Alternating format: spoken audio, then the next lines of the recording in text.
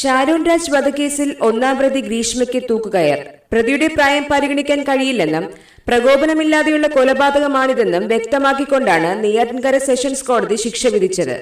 ഗ്രീഷ്മയ്ക്ക് criminal പശ്ചാത്തലമില്ലെന്ന വാദം പരിഗണിക്കാൻ കഴിയില്ലെന്നും കോടതി പറഞ്ഞു. കേസിലെ രണ്ടാം പ്രതിയും ഗ്രീഷ്മയുടെ അമ്മാവനുമായ നിർമ്മലകുമാരൻ നായരെ 3 വർഷം തടവിനും കോടതി ശിക്ഷിച്ചു. മൂന്നാം പ്രതിയും ഗ്രീഷ്മയുടെ അമ്മയുമായ സിന്ധുവിനെ തെളിവുകളുടെ അഭാവത്തിൽ കോടതി നേരത്തെ വെറുതെ വിട്ടിരുന്നു.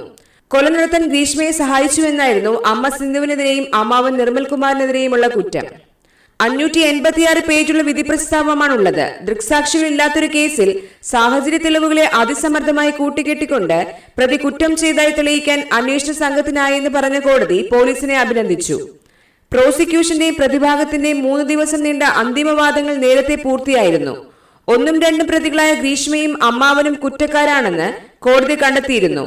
ഗ്രീഷ്മയ്ക്ക് പരമാവധി ശിക്ഷയായ വധശിക്ഷ നൽകണമെന്നായിരുന്നു പ്രോസിക്യൂഷന്റെ വാദം.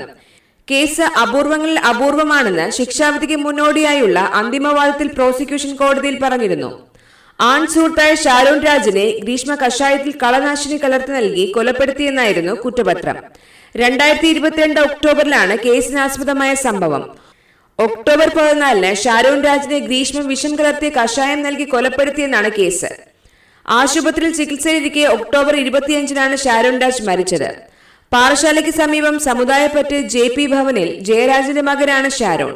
Neyyoor Christian college of allied ഹെൽത്തിൽ BSc റേഡിയോളജി അവസാന വർഷ വിദ്യാർത്ഥിയായിരുന്നു.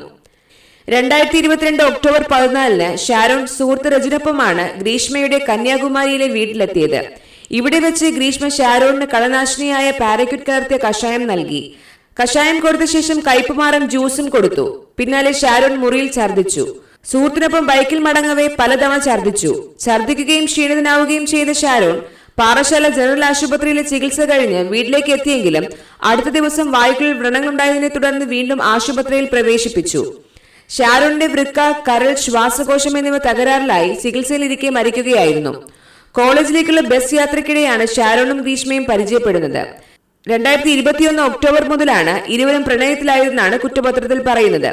2022 മാർച്ച് 4 പട്ടാളത്തിൽ ജോലിയുള്ള ആളുമായി ഗ്രീഷ്മയുടെ കല്യാണം ഉറപ്പിച്ചിരുന്നു. ഗ്രീഷ്മയുടെ ആദ്യ ഭർത്താവ് മരിച്ചു പോകുമെന്ന് ജോൾസന്റെ പ്രവചനമുണ്ടായിരുന്നു.